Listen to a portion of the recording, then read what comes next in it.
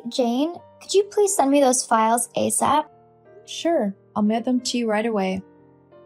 And by the way, what on earth are you wearing today? Those shoes don't match that blouse at all. What an eyesore. What the hell does that mean? Is this why you are in my DM?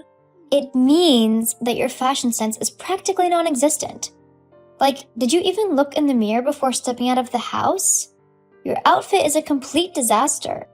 Well, fashion isn't really my top priority at work. Plus, I dress for comfort, not to impress anyone. Oh, I forgot you were born poor. Lucky for you, you snagged a rich husband. Dave and I fell in love, Margaret. It wasn't about his money. You know, you're like an office Cinderella. Except you didn't need a fairy godmother to get your wealthy prince. I don't see why my personal life should be the topic of discussion. Of course, because you're so modest and humble. You act like you're better than all of us just because you married Dave. Margaret, I've never acted that way. My relationship with Dave is personal, and I prefer to keep it that way. Right, personal. Gee, even your skirt is just funny. You'll cry your eyes out if you heard what the other girls said when they saw you walk in. Sasha almost fainted in shock. You know, I really don't care about what you or Sasha think, right? I will always wear what's comfortable. Comfortable or not, you really could use some style advice.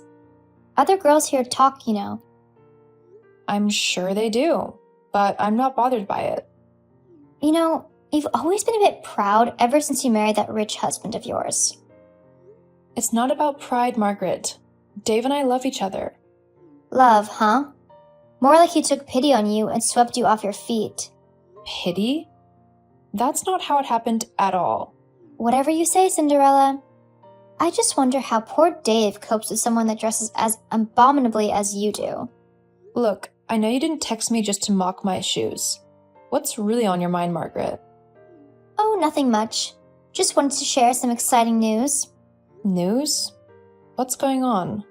Well, you know how you're always boasting about your husband? It's funny because I've recently gotten engaged to someone even wealthier. And he adores me. First off, I never boast about Dave. And secondly, congratulations on your engagement. That's wonderful news. I'm genuinely happy for you. I hope you two are very happy together. Thanks, Jane.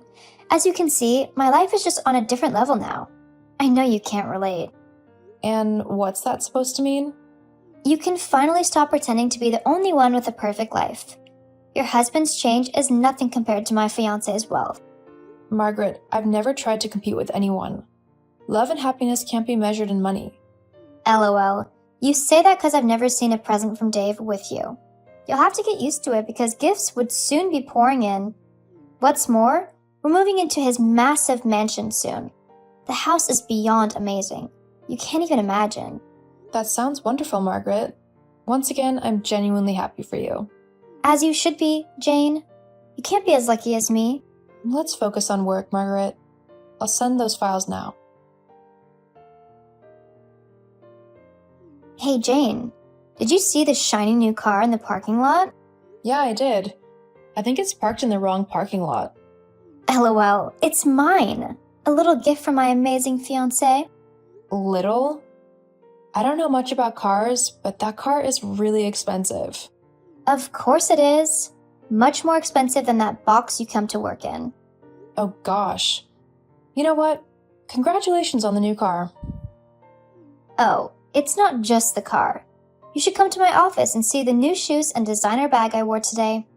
They're to die for. I'm glad you're enjoying all these lovely things. Aw, thank you. You're finally being honest about something. This is surprising because you've been so proud ever since you married your rich husband, Dave. But guess what? My fiancé is way richer than Dave. Your Cinderella fairy tale looks pretty dull now. It's not a competition. I'm glad you found happiness, Margaret. That's what matters most. Oh, I know it's not a competition, because you can't even keep up. You could only marry a man who was already married once. Quite the husband snatcher, aren't you? We both know that's not true. Dave and his first wife had issues long before I came into the picture. His wife was cheating and the marriage was already falling apart. That's what homewreckers say, dear. Always pretending to be innocent angels. You know what I think? I feel you and the other girls are just jealous that I married Dave instead of one of you. That's why you all won't stop the lies and silly accusations. You girls are still living in my shadow. So sad. That's just silly. You're just a low-level upstart. Well, back to my fiancé. We're having an extravagant party at his mansion tomorrow. It's going to be epic. Too bad you're not invited. I don't think anyone wants a husband snatcher at such a party. That's okay, Margaret. I'm not much of a party person, you know. Well, I guess some of us just live the high life naturally, and others, not so much. No worries, Margaret. I'm sure it will be a blast. Enjoy your party. Oh, I will. And I'll be sure to send you lots of pictures to remind you what you're missing out on. Don't even bother. Have a great time. Jane, I bet you're having a good laugh that the party wasn't held at the new house, huh? Huh? Don't play dumb. I'm sure one of the girls must have told you. Told me what? The party wasn't held at the mansion because Joshua couldn't make it back from his business trip. This again? Honestly, I couldn't care less about where the party was held. Well, let me tell you, we had a blast. I booked a 5-star hotel for the girls, and we had the most amazing girls' night. We even played a game. A game? What kind of game? Oh, it was hilarious. I asked the girls to come up with the most ridiculous things about you, and the best one would win a special prize. You can't even imagine what they said. What kind of things did they say? Like how you're probably cheated to get so high at the company, or that you have a secret underground lair where you hoard stolen office supplies. Right. I'm sure it was all in good fun. Oh, come on, Jane. You don't have to hide it. We all know all your secrets, especially how unhappy you are. You know, Jane, you keep acting like you're in a happy marriage, but I can see right through you. You look so sad. Where are you even getting all these from? My marriage is my business, and I don't need to prove that I am happy to anyone. Well, we played another game about whether your husband beats you or not, and guess what? All the girls raised their hands. Margaret, their opinions don't affect me, and I'm clearly not unhappy. I don't need anyone's pity. Keep lying to yourself, Jane. But enough about you. Let's get back to what really matters. My amazing new house. Of course, your new house. The one you won't stop yapping about. You have no idea, Jane. Gosh, I can't wait to move into our new house and live like a queen. Unlike you, I'm soon going to be in a very happy marriage. I'm sure it's a palace, Margaret. Oh, it is. It's huge, with a breathtaking view. Joshua doesn't stop talking about it. Sounds like a lot of space for someone with such a small mind. You just can't stand that I'm living the high life, can you? Margaret, I don't care about your wealth or your new house. I'm happy with my life, and that's all that matters to me. Well, you should care, Jane. You should care because you'll never have what I have. And what is that I'll never have, Margaret? True love, Jane. I have Joshua. He's rich, and he loves me more than anything in the world. Joshua is your fiancé, huh? Margaret, be careful about what you wish for. What do you mean? Just remember, things aren't always what they seem. You're just jealous, Jane. Jealous of my life and my amazing fiancé. I'm not jealous. I just hope you find happiness in whatever you're chasing. Well, I don't need your hope. I have everything I want right here. Oh, it is. I just can't wait to move in and start this new chapter of my life. All right, Margaret. Enjoy your palace and your perfect life. Oh, I will, Jane. I definitely will. Jane, you won't believe it. I was finally at the house today. It's even more spectacular than I imagined. Wait, what house are you talking about? The house my fiancé and I are going to move into, of course. You know, the one I've been telling you about. Oh, that house. You were at the house? Tell me more about it. Oh, you have no idea. The living room is so spacious, and the kitchen, it's like something out of a magazine. I'd love to see it someday. Well, I'd show it to you, but I doubt you'd appreciate it. You might be right. My tastes are pretty simple. Of course. You didn't grow up in comfort like the rest of us. Anyway, I'll send you a picture. Wait, Is that? Yep, that's my fiance's house. No. Wait a minute. What is it, Jane? Oh, really? Your fiance's house, huh? LOL. This is really juicy. Tell me all about your new house, dear. Well, the interior is absolutely breathtaking. The living room has these gorgeous high ceilings. Bet it has one awesome dining area. Of course, the dining room area is just so elegant. That sounds lovely. How many rooms does it have? It's got 5 bedrooms, Jane. It's a 5-bedroom mansion, Jane, each with a home theater. Wow, 5 bedrooms? Impressive. Is there a pool in the backyard? Of course, there's a luxurious swimming pool, and it's perfect for all the parties we're going to throw. That sounds amazing, Margaret. Oh, it is. I just can't wait to move in and start this new chapter of my life. Margaret, something just seems a bit off. Is your fiance's full name Joshua Sullivan? Yes, it is. Why? How do you even know that? Nothing at all. It's just a funny coincidence. What do you mean? Oh, Margaret, you won't believe the surprise I have for you. A surprise? What's going on?